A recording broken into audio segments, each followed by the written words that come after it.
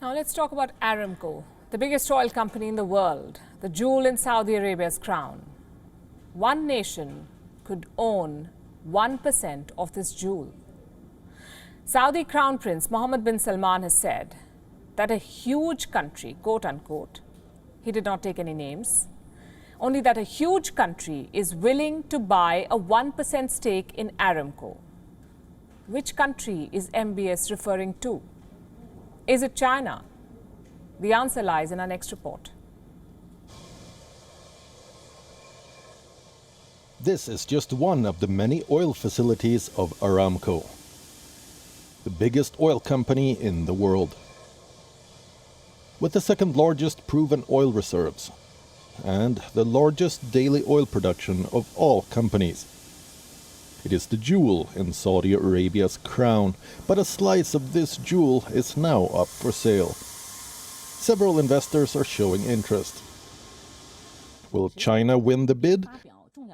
According to Reuters, Saudi Arabia is in talks with several Chinese national oil companies for investments. The most likely investor is the China Investment Corporation, or CIC. It is currently involved in talks for the acquisition of a 1% stake. A stake of 1% would amount to around $19 billion, based on Aramco's current capitalization. Has the deal been finalized? Not yet.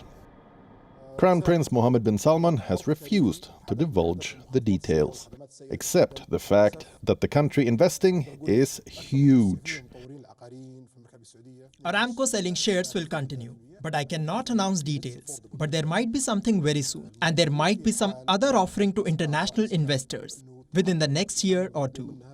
I don't want to give promises, but there is a discussion on the acquisition of 1% of Aramco by one of the world's leading energy companies. Truth be told, this deal is not surprising. Oil has always been the backbone of the Saudi-China relationship. Beijing is the biggest buyer of Saudi crude. In 2020, it imported more oil from the kingdom than it did from any other country. And this year, the CEO of Aramco said the company will ensure that China remains its biggest priority for the next 50 years and beyond. The Saudi Crown Prince says this does not mean other countries are any less of a priority. We are working on producing new partnerships with everyone, whether Russia, India, China, Latin America, Africa, or others, for the interest of the Kingdom of Saudi Arabia, without harming any other country in the world.